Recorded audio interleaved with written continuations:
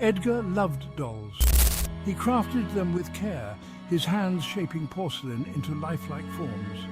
Each doll was unique. Their eyes, though, held a disturbing gleam. Edgar lived alone, a recluse whispered to be cursed. They said his dolls were possessed, imbued with a dark magic. No one dared to enter his shop. They feared the dolls' vacant stares. No one dared to defy the local legend. Until now. The Johnson family was thrilled. They had found the perfect home, a sprawling Victorian mansion. It was full of character and history. The family was excited to start their new life. They unpacked boxes, laughing and making plans. The attic, however, remained untouched, a dusty, forgotten space. They didn't notice the old wooden chest tucked away in a dark corner. They didn't see the glint of eyes watching them from the shadows. As days turned into weeks, strange things began to happen. Whispers seemed to follow the Johnsons everywhere. Shadows danced at the edge of their vision. Mr. Johnson dismissed it as stress from the move. Mrs. Johnson couldn't shake off the feeling of being watched. Their children, 10-year-old twins Emily and Ethan, felt it too, a presence lurking in their new home. Something was definitely wrong. They could feel it. One rainy afternoon, the twins stumbled upon the chest in the attic. Curiosity got the better of them. They creaked open the heavy lid. Inside, nestled in faded velvet, lay a collection of porcelain dolls. Each one was crafted with exquisite detail. Their eyes, though, were unsettlingly lifelike. As Emily reached out to touch one, the doll's head turned. Its eyes locked onto hers. Emily gasped. Ethan swore. The doll's lips curled into a sinister smile. Terror gripped their hearts. They slammed the chest shut and ran. Terrified, the twins told their parents about the dolls. At first, Mr. and Mrs. Johnson didn't believe them, but the strange occurrences continued. Objects moved on their own. Doors slammed shut. The family dog refused to go near the attic. One night, Mrs. Johnson could have sworn she saw one of the dolls blink. Its eyes followed her as she backed away in horror. They couldn't ignore it any longer. They had to seek help. The Johnsons needed answers, and they needed them fast. The Johnson family, desperate for answers, turned to the internet for help. They stumbled upon an online forum dedicated to paranormal phenomena, hoping to find someone who could explain the strange occurrences in their home.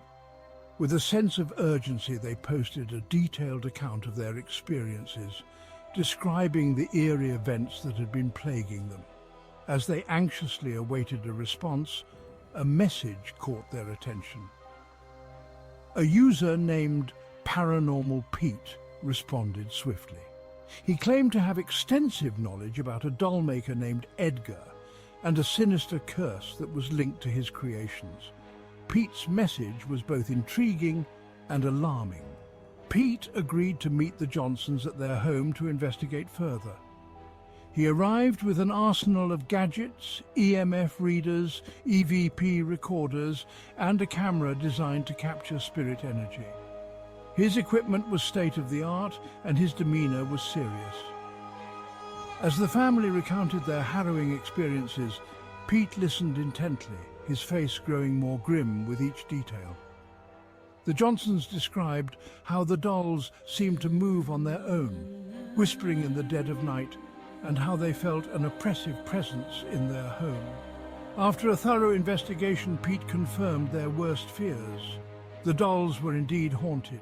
He explained that Edgar, the dollmaker, had imbued his creations with malevolent spirits, trapping them within the dolls. The Johnsons were left in a state of shock and fear, realizing the gravity of their situation.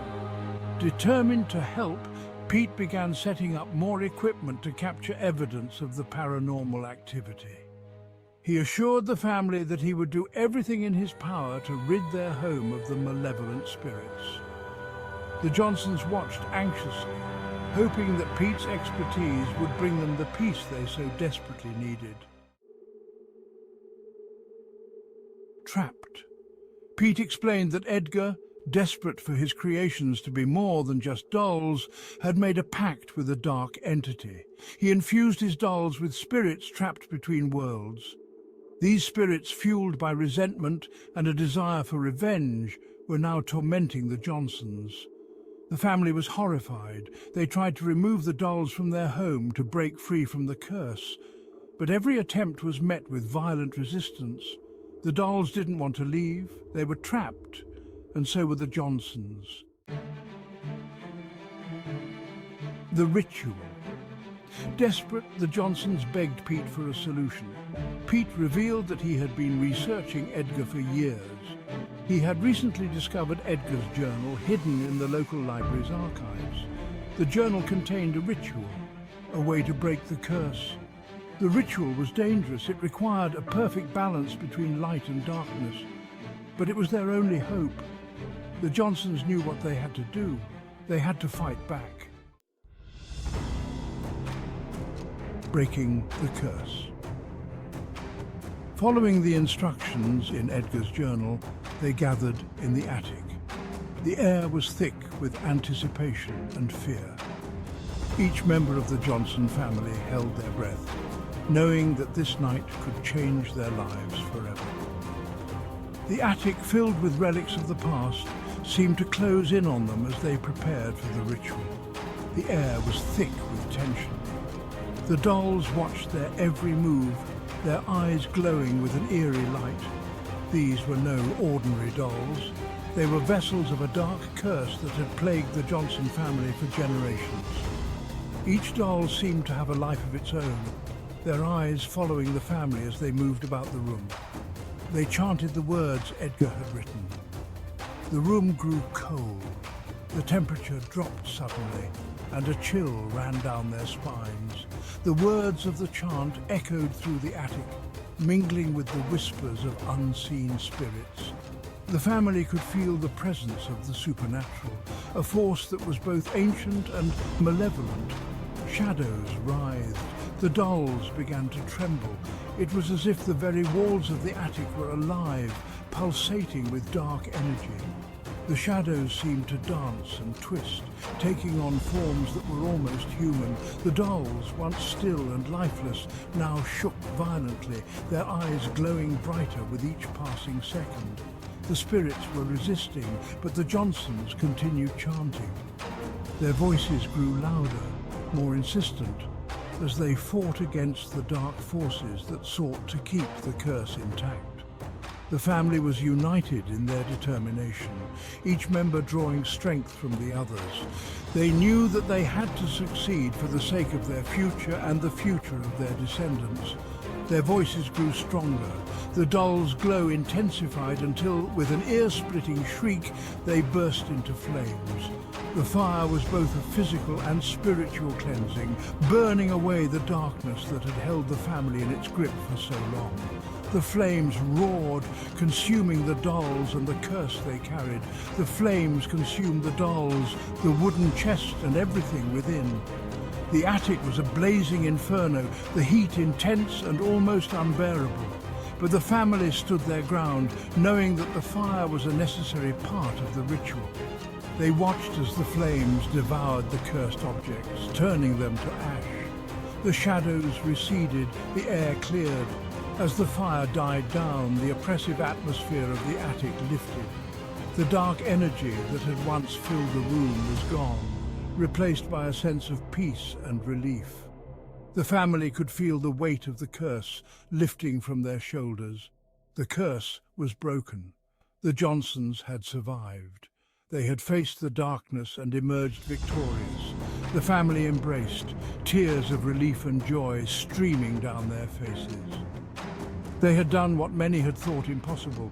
They had broken the curse that had haunted their family for generations. But their lives would never be the same. The experience had changed them, leaving scars that would take time to heal. They knew that they would always carry the memory of this night with them, a reminder of the darkness they had faced and the strength they had found within themselves. Haunted memories. The fire was extinguished. The flames that once roared through the house had been tamed, leaving behind a haunting silence. The air was thick with the acrid smell of smoke, and the once vibrant home was now a shadow of its former self.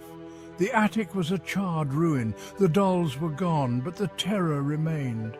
The once cheerful attic, filled with laughter and play, was now a graveyard of memories.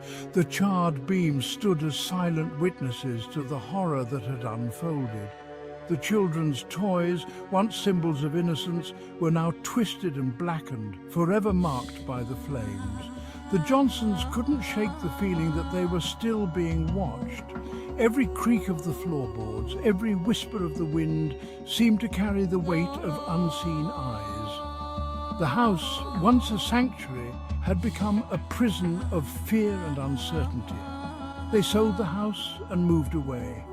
The decision was not easy, but it was necessary.